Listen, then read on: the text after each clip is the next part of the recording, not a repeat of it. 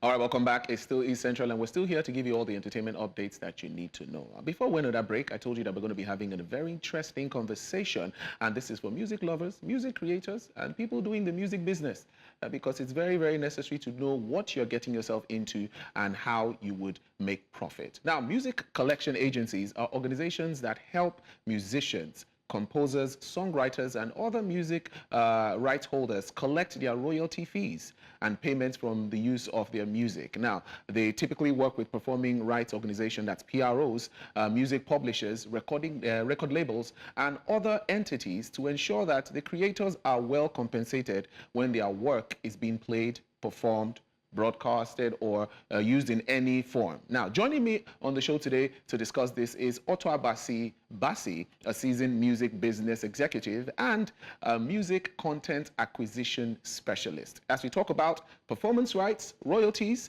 the setbacks with Nigeria's peculiar market, and the way forward for better collection. So how are you doing, sir? Thank you for joining us. Thank you for having me. Great. It's good to have you. All right, so let's, first of all, I would like you to walk me through the entire concept of public performance rights and royalties. It appears that people only focus on streaming and not on other aspects of, the getting the money. So can you help us walk us through that process, the entire idea?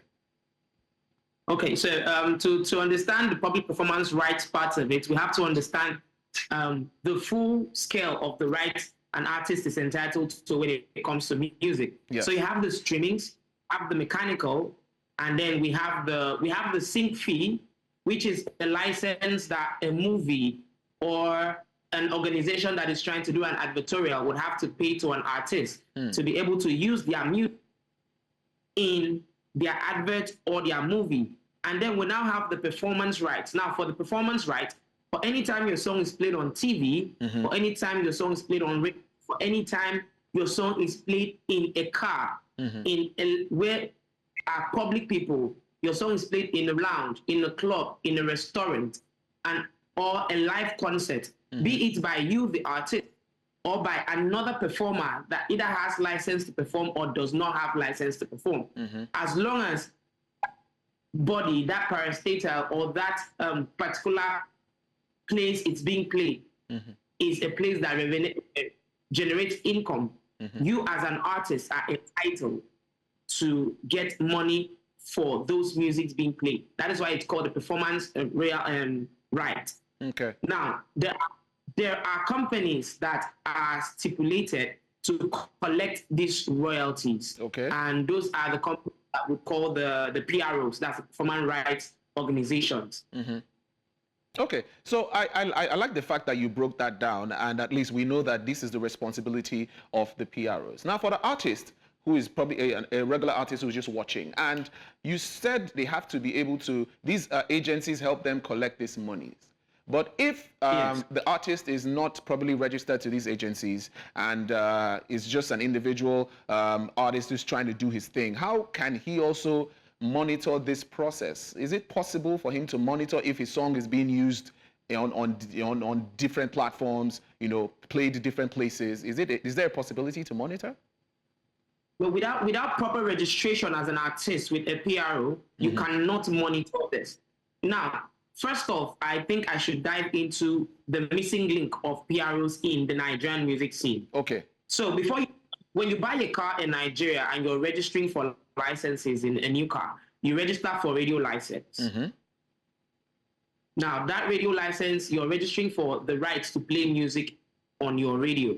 That money is supposed to cumulatively go into royalty commissions for artists. Okay. Now, even as a radio station, that is generating money, most especially radio stations that have streaming uplink. Okay. Streaming uplink.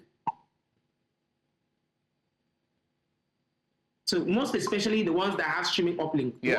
What it is done is that these radio stations owe artists the payments. They owe artists payment. That is why if you use a platform like Apple Music as an artist and you go to your radio screens, you'd see that there are accounts for radios that are connected to Apple Music, radio stations that their plays are connected to Apple Music, that details play counts for artists and which music they are, which of their music is being played on radio. Now, what is needed for artists is to register with a PRO. Now, when you come to Nigeria, we have a conflict of interest when it comes to collecting agencies in Nigeria. I mean, we have the COSON, and then we have the music collection rights organization. I think that they call them the MC. Yeah, we have the COSON, and then we have the MCSN. Yes, we have MCSN, the Music Copyright Society of Nigeria. Now, they have been, over the past years, there has been a bit of friction between these two agencies about who collects, and there have also been friction about returning this money, how this money is being shared to artists. And these issues, I would not love to talk on, but as of a year ago, these issues were still being issued in court. Okay. And issues that have some legal term into it, I try not to dabble into it because, I mean, the outcome of whatever it is in court. But for an artist, it is advisable. It's not just Nigeria that's your biggest music market.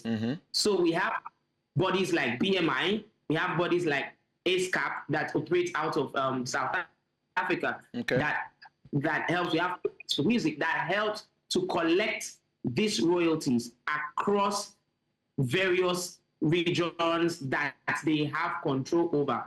Now, when you register with these people, they give you an ISIN number and some identifiers. Now, those identifiers are for you as an artist. You have that identifier. If you're a publisher, you have that identifier. If you are a rights holder, meaning if I am an artist and I sell the rights of my music to you, you can register and have your ISIN number. And then when you provide the right documentation to show handing over of my publishing, so you need to understand that these people, the royalties they get for performance is called publishing. Okay. Now, when you get this publication done, for any music you are putting out, you have to now register that music with these companies to say, oh, I have a new music out. These are the songwriters on this. These are the singers. These are those that own publishing. These are the percentage of the publishing that goes to these people. That is an ideal way for artists to be able to collect on their publishing. Now, if I may say this, it's a lot of money that has been wasting when it comes to publishing, because I think Nigeria itself as a whole and the Nigerian market started understanding properly the concept of publishing 3 years ago. And it's been there, yes. Majority of Nigerian artists from the past that have worked with majors always been able to collect on that. But there was no proper education for independent artists that pushed further to be able to understand that this is what you have to do to be able to make money off your publishing. So most times I've seen a scenario whereby an artist found out that the label had registered for publishing for him and was collecting on his behalf without his knowledge. The label. Without his knowledge. Because he never understood. So he thought what he's getting from DSPs, which is the streaming platforms, covers for publishing, which is not true. Okay. So it's safe to say that, judging from the conversation we're having, it's safe to say that for an artist to be able to enjoy these benefits, he or she needs to be signed or registered with these PROs. Is that what you're saying? Or is there another way that he can go around it? No. He has to be registered with these PRs. There's no other way around it. You have to register with these PRs. You have to register with these PRs and get that identifier. So that identifier side either to your producer name, your artist name, or your company name, depending on how you're registering. Now, that identifier is what identifies you as a product owner. So every other product you're putting out, every other music you're putting out, you're given product identifiers, which is your UPCs and most especially your ISRCs. For music, those are your identifier numbers, which you would now register them under your ISIN, which is your main product owner number for publishing. So you actually have to register with these PRs to be able to collect. PRs would not go where you haven't come to them and tell them, I have given you permission to collect on my behalf. PRs would not go and collect on your behalf. That is why, as an artist, I tell every artist that's trying to put out content, don't just distribute music because you want to distribute music. There are the best practices, and those best practices are tied down to how you label your music, how you label the contribution credits on your music. If you spell the producer name wrong, and he on a credit of the music, and he goes to register his name in a certain way, and the name and the first name and last name doesn't tally, it becomes a problem. So if you're using a label service distro, they tell you specifically that this is the things you have to look out for.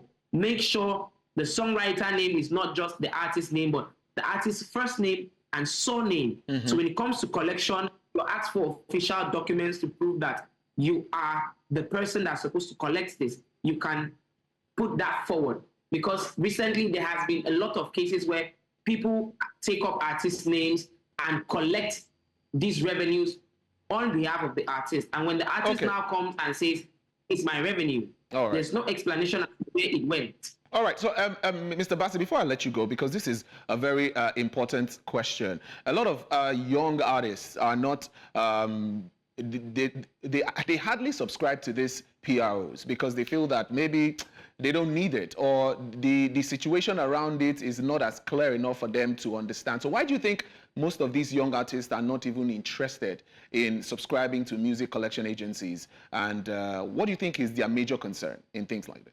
In Nigeria, if we look at it? I'll say it's education.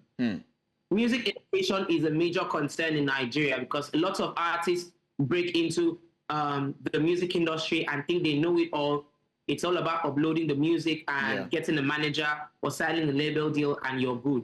But they don't get the adequate music education to know that there are various sources of income and there are ways to get into getting those sources of income when it comes to your music. I think registering for PRs should not even be a concern of the label. It should be something an artist has to do. Because when you're putting out music, we have publishing is your right as an artist. Unless you're signing a that signs over publishing control to a label. Okay. So it should be a responsibility of the artist to make sure that they get registered on this PR so that they can get their publishing properly. Is that what you're saying? It has to be their responsibility. Yes, it has to be an artist's responsibility. But talking about Nigeria, if I'm being sincere, we've seen, like I said, the whole legal issues between the COSON and the MSCN. Stall on publishing collection in Nigeria. So Nigerian artists that know that they mostly get placed in Nigeria felt, okay, I'm not properly represented. How do I collate? But let's be sincere. How do you collate what belongs to this particular artist? Do we, like a TV station now, for every music that you guys play on your TV, you guys are supposed to have a log sheet that the MSCN and say, okay, this artist and this artist was played so amount of time. Now, within this timeline, this is how you guys made in advertorial. Within this timeline, this is a percentage of this that should go to this artist. So since this artist is registered under me, I am collecting this percentage for this artist. But they don't do that. Okay. Meanwhile, Mr. Bassey, because of time, would have to continue this again some other time. But I just wanted to pick your brain on the conversations. We're glad that you were able to come out and help us, iron out some conversations that these young artists really need to know. We'll definitely have you back again so that we can discuss extensively on what the artists should do, take as a responsibility for themselves, even if their record labels or people who are running their affairs don't do on their behalf. But because of time, we'll have to let you go, Mr. Bassey. But thank you very much for joining us on this conversation. Thank you very much for having me. All right.